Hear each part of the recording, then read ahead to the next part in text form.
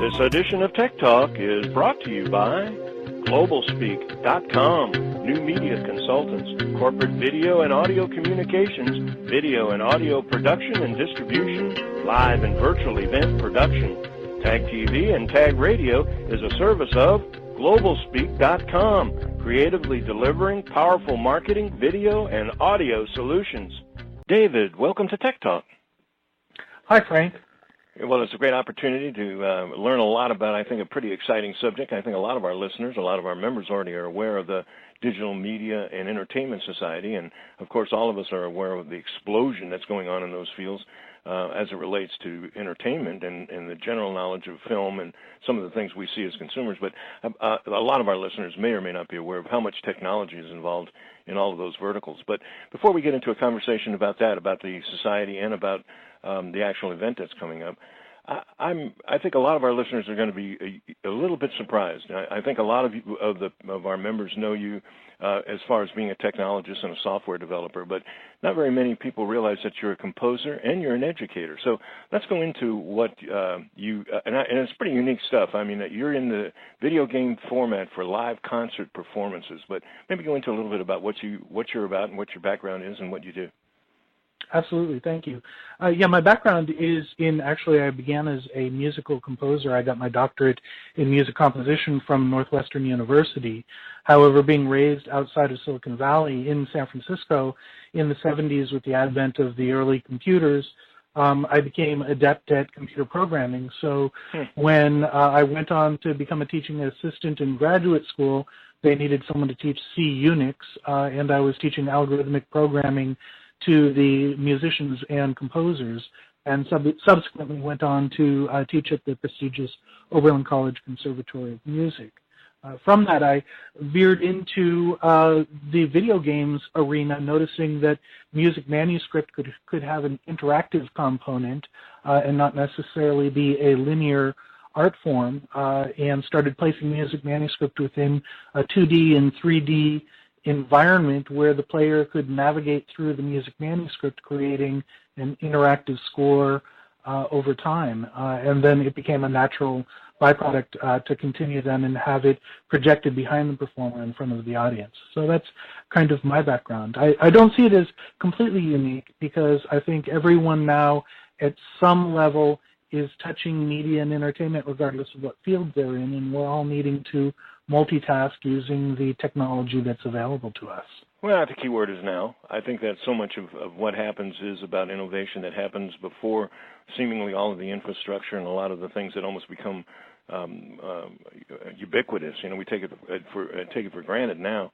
But when you got involved with what you're talking about, I was listening and I was thinking sort of a form of artificial intelligence or a form of not virtual reality, but certainly a form of being able to mix the music and the sound together so that it creates a combination of both a visual and an audio effect. It's kind of difficult. It's funny because we're describing what is sound, but we're using words to describe it. So maybe go into a little bit about what the end product looks like when you get involved in it.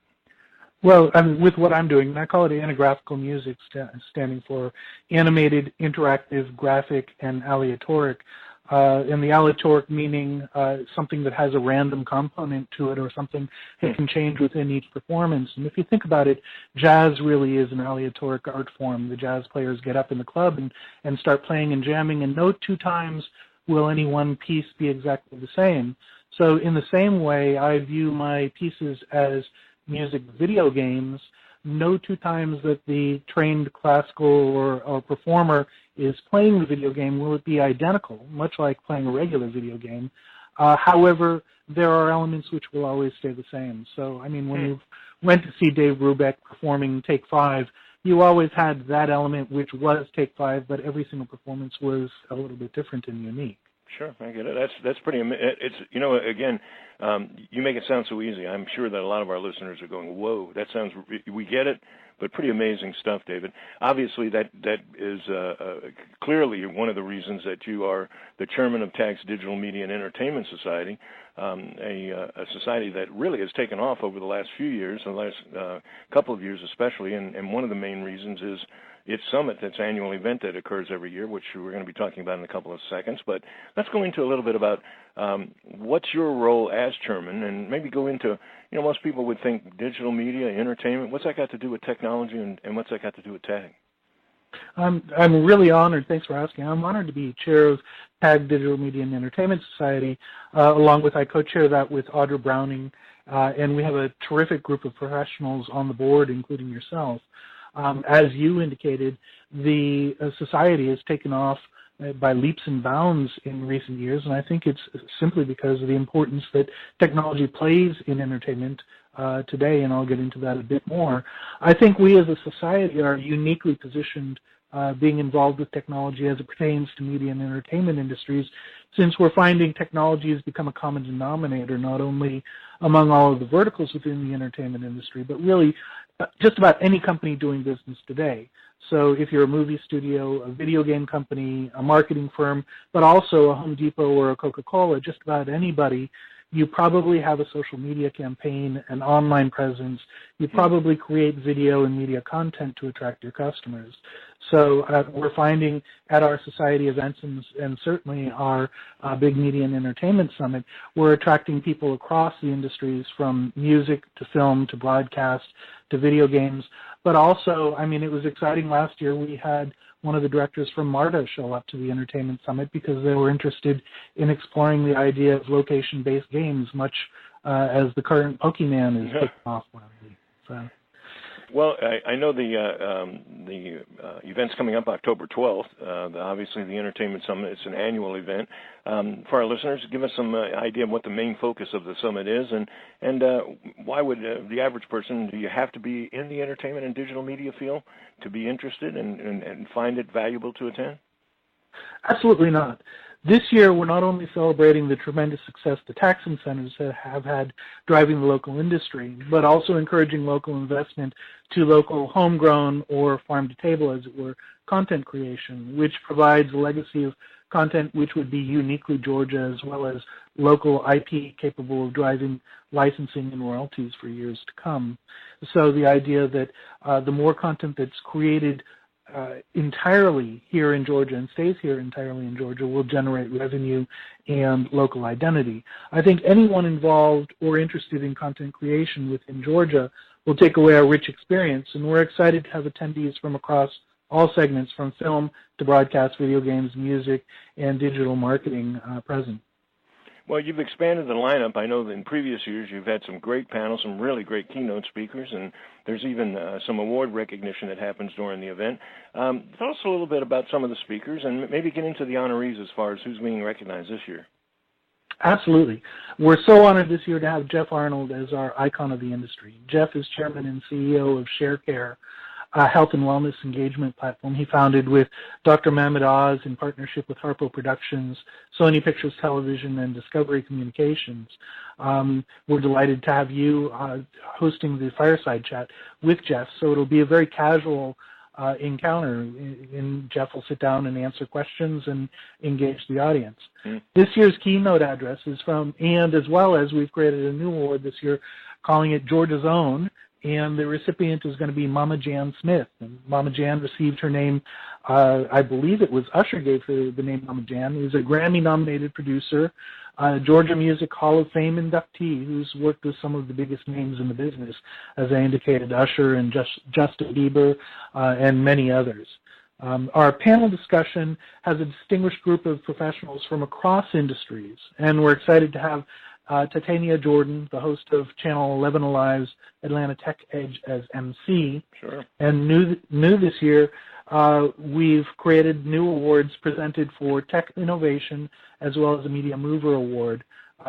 We're also going to have industry updates from the various entertainment segments, so we'll have people heading up some of the large industry groups from music, video games, and so on, presenting updates. I believe Tino from TAG is going to give an update from the tech segment within Georgia. You know, again, it's almost redundant, but we continue to grow, not only the Technology Association, not only the society, but obviously the industry itself. You might say that it certainly was almost a perfect timing. I think the society now is roughly about 4 years old, is it? 4 or 5? I'm guessing, but it's around 4 years old.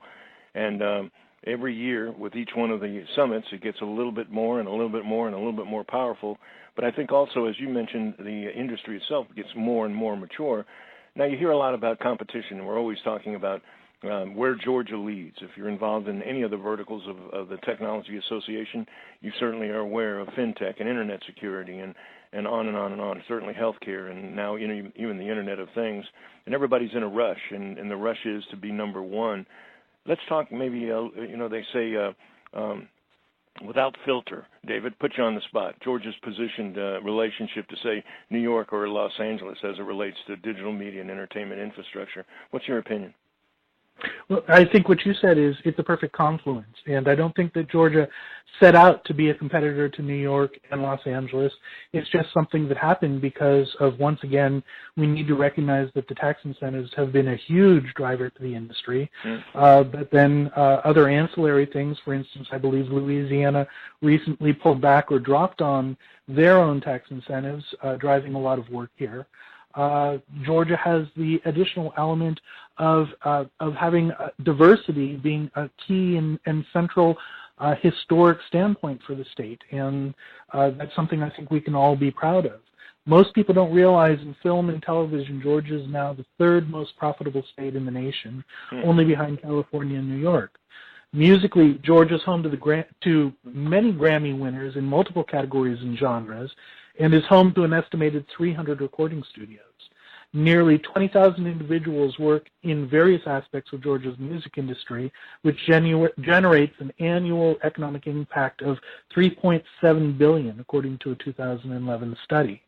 In video games, too, Georgia's video game industry accounted for nearly 2,000 jobs and $1.6 billion in total economic activity. The state is home to 75 game studios and more than 4,000 Georgia college students pursuing game-related degrees. So really, Georgia is well-positioned at this point to give New York and Los Angeles a good run for their money. And keep on doing it. The other side of it as well is while all this is moving here, the infrastructure continues to get better, bigger, more advanced, and becoming more competitive.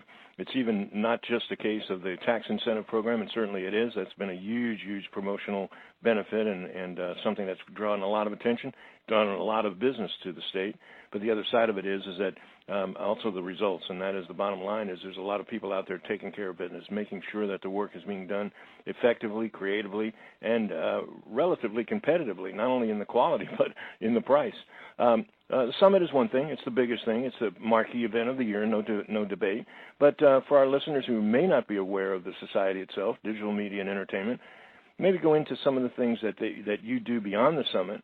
And surely, what are some of the ways that one would want to get, if they wanted to get more involved, how would they get involved? Absolutely.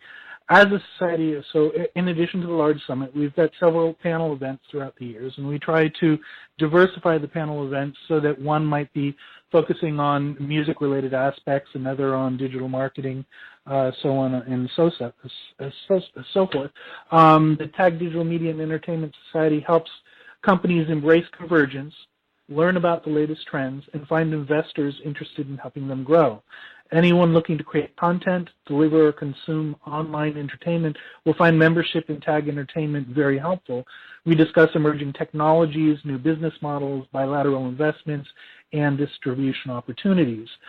So in addition to showing up to our various events, we encourage you to join and become a TAG member and identify as a Digital Media and Entertainment Society member. We also encourage you, if you're interested, come and become a board member and be part of working toward driving some of this growth within Georgia. It's a very exciting place to be right now. Well, exciting is the word. It's coming up close. Days are being counted down. I know you're extremely busy putting together yet again a great, great program, October the 12th. As we close, go into some particulars about the actual event again and where it's going to be located, maybe some, the name, rank, and serial number, give us times, and maybe a website where we can get some more information. Absolutely. So the TAG Digital Media and Entertainment Summit this year is going to be on Wednesday, October 12th from 11 a.m. till 4 p.m. It's a sit-down lunch event.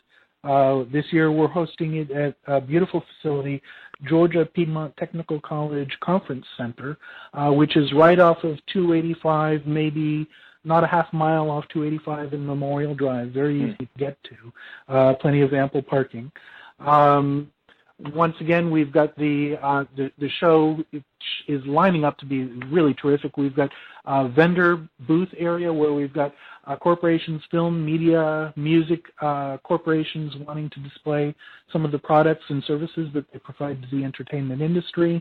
We've got the sit-down lunch with the fireside chat with the icon, Jeff Arnold.